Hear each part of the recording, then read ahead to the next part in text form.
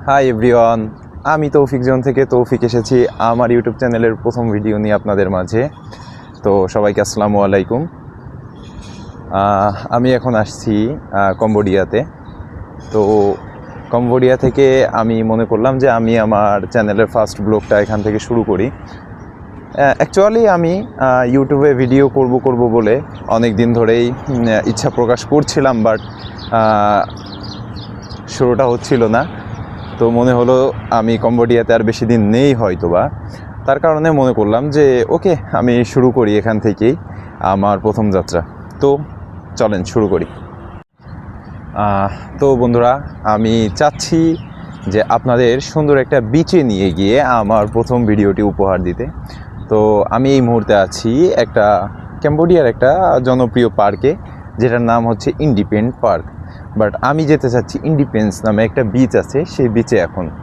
তো সেখানে যাওয়ার জন্য এখান থেকে আমাকে একটা গাড়ি বুক করতে হবে। তো গাড়ি বুক করে দেন হচ্ছে সেখানে যেতে হবে। সেখানে যাওয়ার জন্য আগে আমার একটা গাড়ি বুক করা প্রয়োজন। তো আমি যেখানে আছি এই ভিউটা যদি আপনাদের মাঝে একটু শেয়ার করি তাহলে দেখতে পারবেন। আসলে এটাও খুব সুন্দর এবং চমৎকার একটি জায়গা। তো উপভোগ করুন এই জায়গাটা, তারপরে আমরা বিচে যাব। তো আমি কম্বোডিয়াতে প্রায় 1 বছর ছিলাম। 1 বছর পর্যন্ত এই জায়গাটা হচ্ছে আমার মোস্ট অফ দ্য টাইম কাটানোর একটা প্লেস। মানে আমি 1 বছরে আমি একা যে সময়গুলো কাটিয়েছি সেটা এই পার্কেই সবথেকে বেশি সময় পার করেছি। সো আমি হয়তোবা কম্বোডিয়াতে বেশি দিন নেই, সো তার কারণে হচ্ছে আমি চাচ্ছি যে এই পার্কটা একটা স্মৃতি হিসেবে আমার প্রথম ভিডিও এই পার্ক এবং যে ইন্ডিপেন্ডেন্ট বিচটার কথা আপনাদেরকে বললাম, সেই ইন্ডিপেন্ডেন্ট বিচটায় গিয়ে একটা ভিডিও করে এই সব কিছু স্মৃতি হিসেবে রেখে দেওয়ার জন্য। তো এটা হচ্ছে কম্বোডিয়ার মানুষদের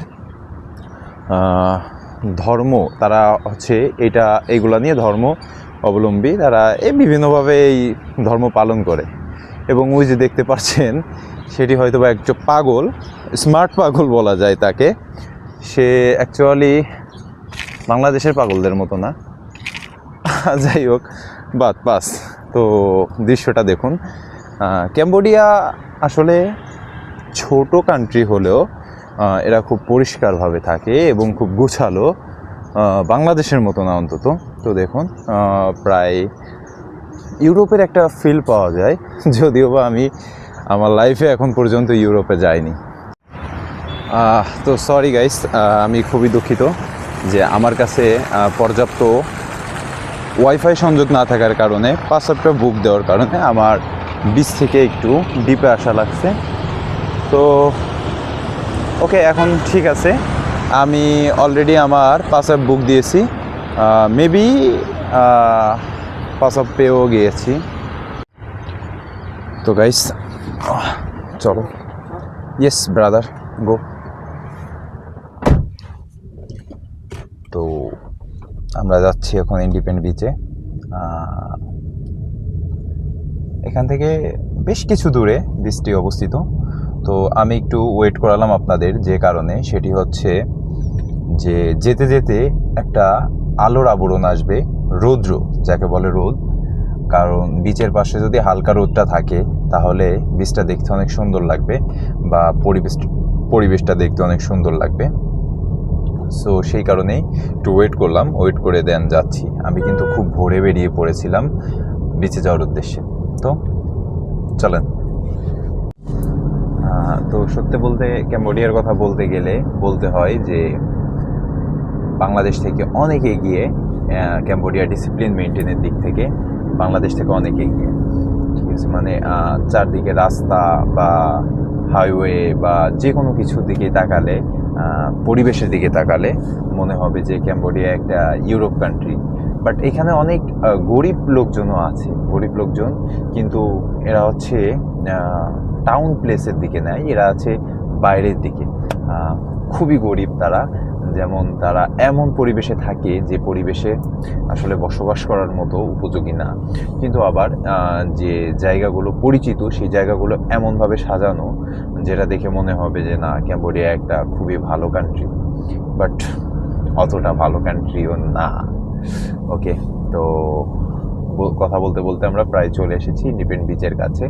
তো ইন্ডিপেন্ডেন্ট বিচের আশেপাশের অবস্থাটা একটু দেখুন।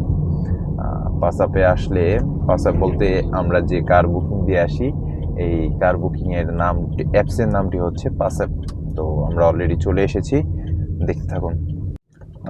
তো বন্ধুরা, কথা বলতে বলতে আমরা চলে এসেছি আমাদের সেই নির্ধারিত জায়গায়। সো পাসাপটা বাদ দিলাম, এখন চলুন আমরা হাঁটতে হাঁটতে যাই আমাদের নির্ধারিত বিচের দিকে।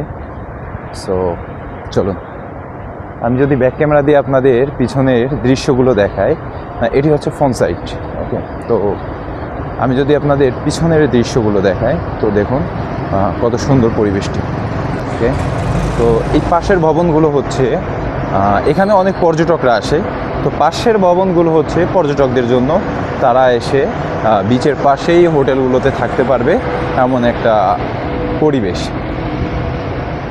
তো বিচ বলতেই খুব ভালো লাগে, সমুদ্র বলতেই আমার কাছে খুব ভালো লাগে। আমি মনে করি শুধু আমার কাছে না, সবার কাছে এই সমুদ্র বলতে খুব ভালো লাগে। তো বন্ধুরা, আমরা অলরেডি চলে এসেছি, আমরা সেই সমুদ্রের পাড়েই আছি এখন। সবচেয়ে মজার বিষয় হলো কি, সমুদ্রের পাড়ায় এসে ভালো লাগে কি, যে নিজের ভিতরে একাকিত্ব ফিল হয়। এই বিষয়টি সত্যিই খুব সুন্দর। সমুদ্রের ঢেউ এবং একাকিত্বের যে বিষয়টা, জাস্ট ওয়াও। তো ইতিমধ্যে আমি চলে এসেছি, আর সমুদ্রের ঢেউয়ের শব্দ শুনতে পাচ্ছি। তো আপনারা একটু লক্ষ্য করুন যে আসলে বিষয়টি কেমন। Let's go. তো শব্দটি কি শোনা যাচ্ছে কি না আমি বুঝতে পারতেছি না আসলে, বাট সত্যি মন করার মতো একটা ওয়েদার অ্যান্ড প্লেস, যেটাই বলেন না কেন। দেখুন, এগুলো কিন্তু মানে কি বলবো, খুবই সুন্দর লাগছে আমার কাছে দৃশ্যটা। চারপাশের পরিবেশটা যদি আপনাদের দেখায়, এখানে অনেক পর্যটক আছে। আমি যখন আশপাশে যাব তখন দেখতে পারবেন যে এখানে কি পরিমাণ পর্যটক যাওয়া আসা করে বা ঘোরাফেরা করে। ওকে, তো চলুন নিচের দিকে যাই।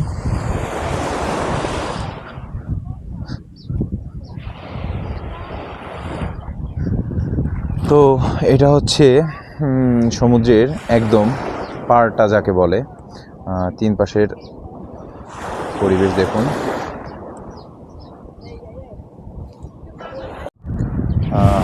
তো বন্ধুরা, এই হচ্ছে সমুদ্র।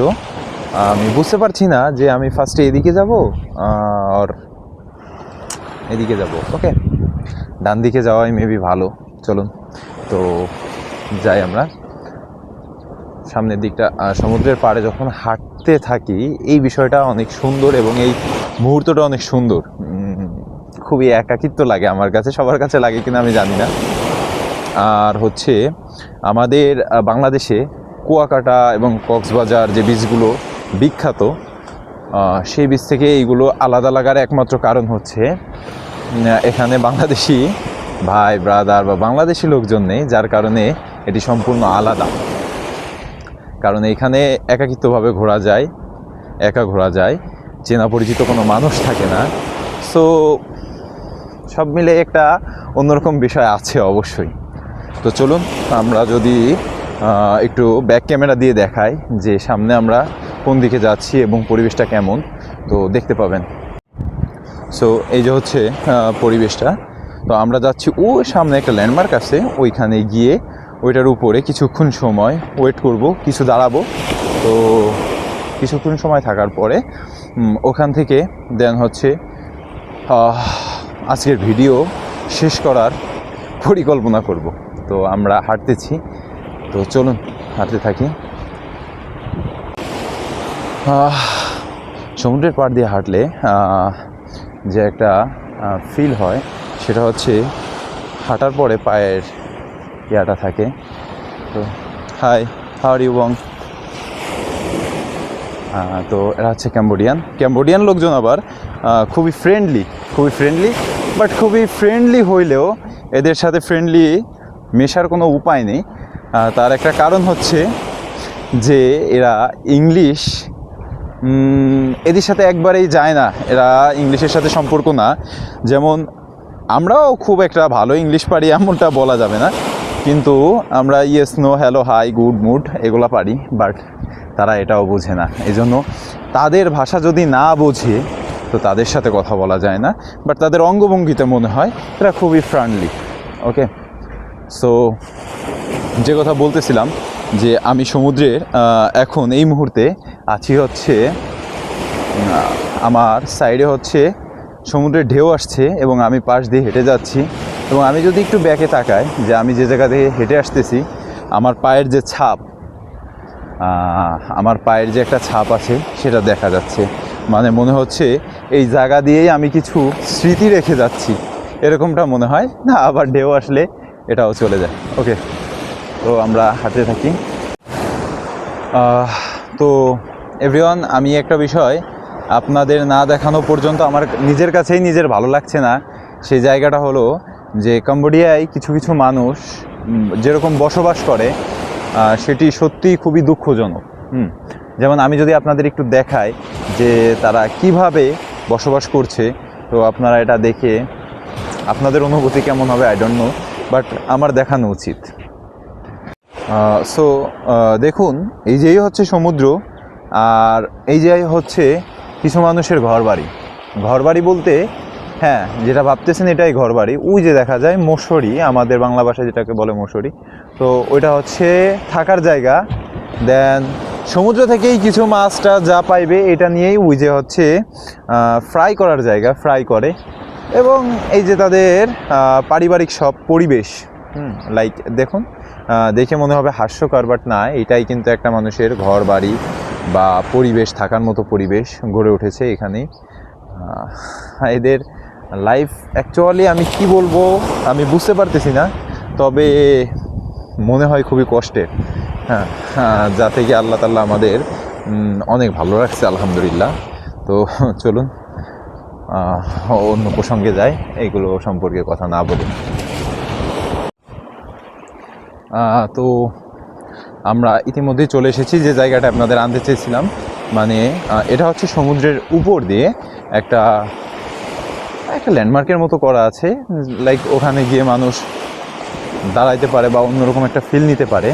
আর আপনাদের সাথে যদি আমি কিছু স্ট্রিট ফুড শপ দেখাই, যে সমুদ্রের পাশে কিছু স্ট্রিট ফুড থাকে না, যেগুলো আমরা বাংলাদেশে দেখে থাকি, কুয়াকাটা বা কক্সবাজারে থাকে, তো সেরকম কিছু দৃশ্য যদি আপনাদের দেখায়, তো দেখুন। তো দেখুন, সমুদ্রের ঢেউয়ের শব্দটি একদমই ভয়ঙ্কর আবার অনুভূতিপূর্ণ। তো আমি কিন্তু হাঁটতেছি এবং আমার পায়ে মাঝে মাঝে পানি এসেও লাগছে ঢেউয়ে। তো আপনাদের যে স্ট্রিট ফুডগুলোর কথা বললাম, যে এই যে সমুদ্র, এই যে দেখুন স্ট্রিট ফুডগুলো এখানে অবস্থান করছে, কিন্তু অবশ্য ট্রাই করে দেখা উচিত ছিল, কিন্তু এটা আমার পক্ষে সম্ভব না এই কারণেই যে এখানে স্ট্রিট ফুড থাকা সত্ত্বেও কিছু জন্তু জানোয়ার রান্না হয়। ক্যাম্বোডিয়া এরা তো সব কিছুই খায়, যেটা আমি খাইতে পারি না, বা কোনো বাঙালি খাইতে পারবে কি না জানি না, বাট অন্য অন্য ধর্মাবলম্বীদের কথা অন্যরকম। বাট আমি মুসলিম হিসেবে একই দোকানের অন্য অন্য ফুডও ট্রাই করতে পারি না। দ্যাটস ওয়াই ওই যে হচ্ছে এরা ড্রিঙ্কস করছে, সমুদ্রের পাশেই ড্রিঙ্কস করছে। ওকে, এটা কিন্তু পর্যটক, জানি না আমার ভিডিও করা ঠিক হচ্ছে কি না, তারপরেও করছি, সমস্যা নেই। দেখুন, পর্যটকদের আনাগোনা এখানে খুবই বেশি। এরা হচ্ছে এখানে আসে 2-3 দিন থাকে। ম্যাক্সিমাম রাশিয়ান পর্যটক থাকে এখানে। রাশিয়া থেকে এখানে আসে তার একমাত্র কারণ হচ্ছে, তো যেটা বলতেছিলাম যে রাশিয়া থেকে এখানে অনেক পর্যটকরা আসে, সেটার একমাত্র কারণ হচ্ছে ক্যাম্বোডিয়ার আবহাওয়াটা এমনভাবে যে এটি না শীত না গরম, বাট গরমের আশঙ্কা খুবই বেশি, সবসময় গরমটা বেশিই থাকে। কেমন এখানে তাপমাত্রা অ্যালওয়েজ হাই থাকে, যে শীত বা গরম বা এই ধরনের কিছু নাই। বৃষ্টি হলেও ক্যাম্বোডিয়ার আবহাওয়া খুবই গরম থাকে, এবং শীতের মৌসুমে ক্যাম্বোডিয়ার আবহাওয়া একই রকম খুবই গরম থাকে। সো রাশিয়ায় প্রচণ্ড বরফ থাকার কারণে রাশিয়ান মানুষজন এইরকম বিচ চুজ করে দেন হচ্ছে তারা বিচের পাশে বসে থাকে, রোদ লাগায় এবং রোদ লাগানোর পরে 1 ঘন্টা 45 মিনিট পর পর তারা ফ্রেশ সমুদ্রের পানিতে গিয়ে গোসল করে, দেন তারা আবার তাদের রোদ লাগানোর যে প্রসেসটা সেটা সম্পূর্ণ করে। আর এটি নির্দিষ্ট কোনো টাইম নাই, তারা ইচ্ছা করলে একদিনও কাটিয়ে দিতে পারে রোদ লাগানোর মাধ্যমে। সো ভাই সেটা রাশিয়ানদের লাইফস্টাইল, আমাদের এটা ভাবে কোনো লাভ নেই। সো আমরা আমাদের লাইফস্টাইল নিয়ে ভাবি।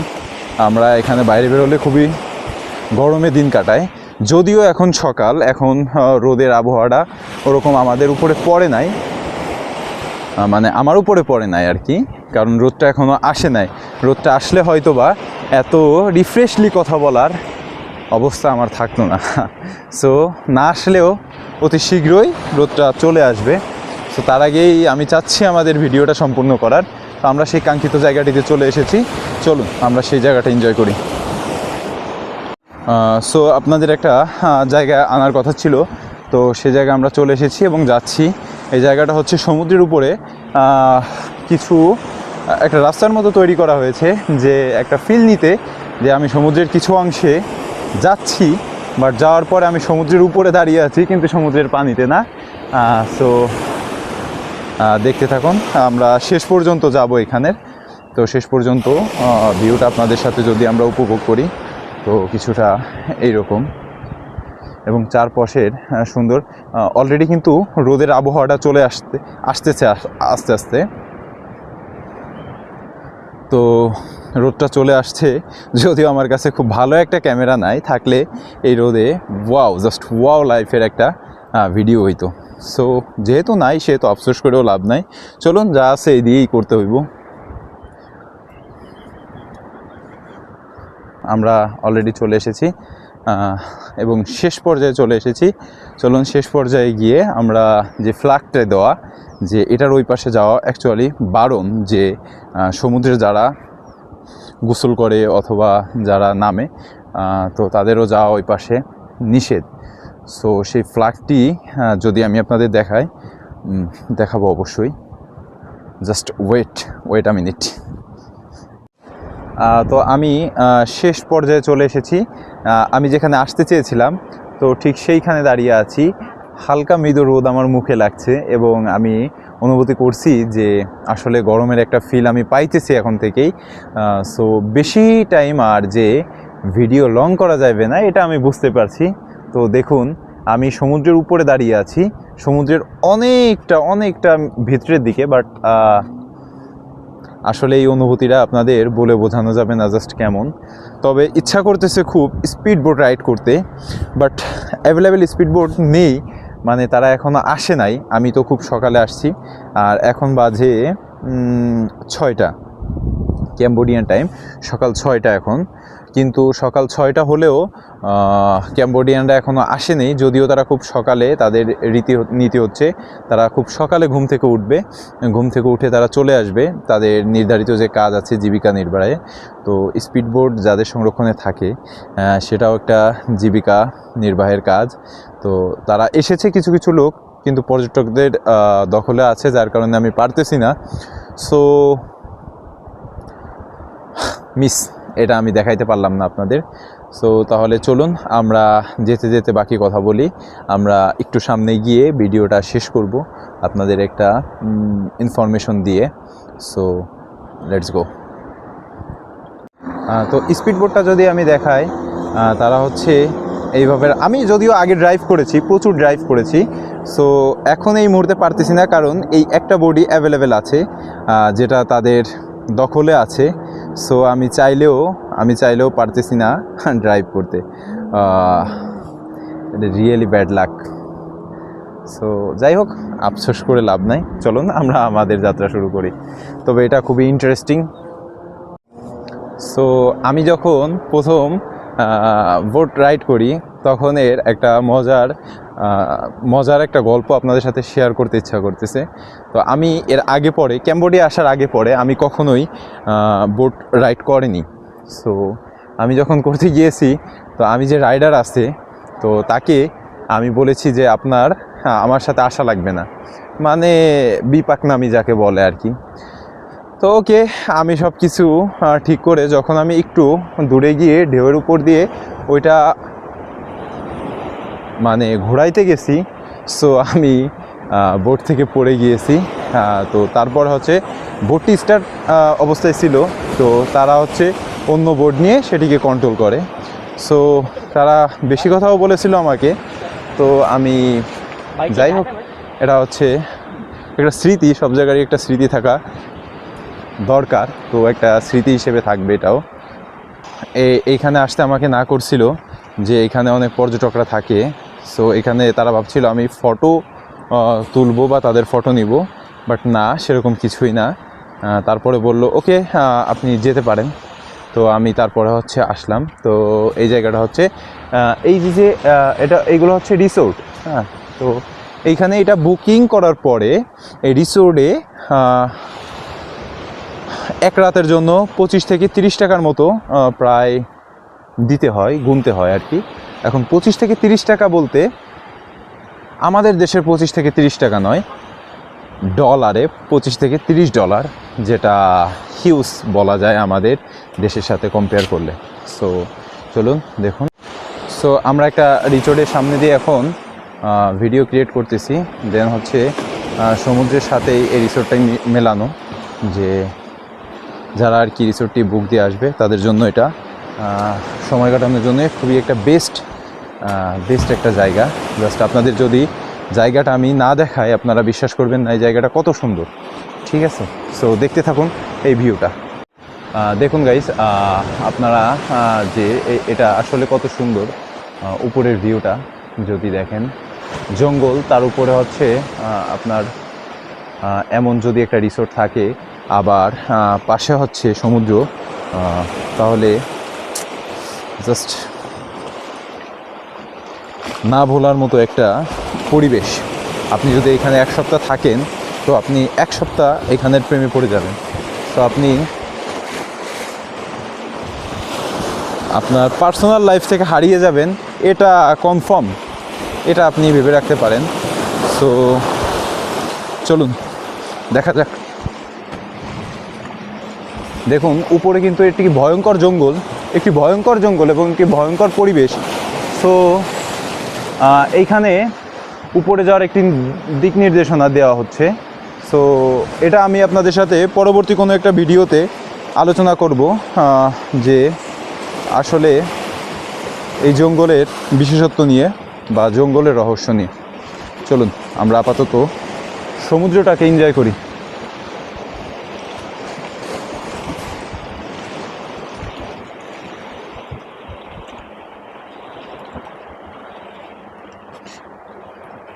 সো দেখুন এখানে কিন্তু দেওয়া রয়েছে ডেঞ্জার।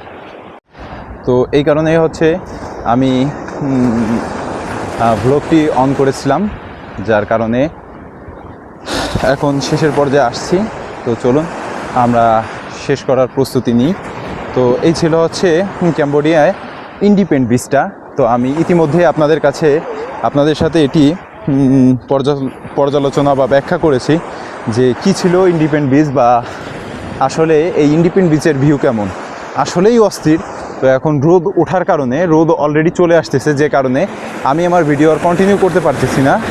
দ্যাটস ওয়াই আমি এখানে ইন করছি। সো বন্ধুরা, এই ছিল আমার প্রথম ইউটিউবের যাত্রা শুরু। জানি না কত দূর পর্যন্ত যেতে পারবো। তো আমি আশা করি, আমি এক্সপেক্ট করি যে আপনারা আমার পাশে থাকলে আমি অনেক দূর পর্যন্ত এগোতে পারবো। তো আমার প্রথম ইউটিউব ব্লগ এটা আজকে এই পর্যন্তই শেষ করছি। সো দেখা হবে পরবর্তী কোনো ভিডিওতে নতুন কোনো জায়গায়। তো চোখ রাখুন তৌফিক জোনে, এবং আমি তৌফিক আছি সব সময় আপনাদের সাথে, আপনাদের বিনোদন এবং আপনাদের নতুন নতুন কিছু জায়গা ঘুরিয়ে দেখানোর জন্য। সো আপনারা আমার চ্যানেলটি সাবস্ক্রাইব, সাপোর্ট এবং লাইক যা পারেন সেটি দিয়েই সাথে থাকুন। সো সাথে থাকুন শুধু, এবং সাপোর্ট করুন। ব্যাস, মনে হয় যে এটা দিয়ে অনেক দূরে এগিয়ে যেতে পারবো। সো আল্লাহ হাফেজ আজকের মতো। আসসালামু আলাইকুম।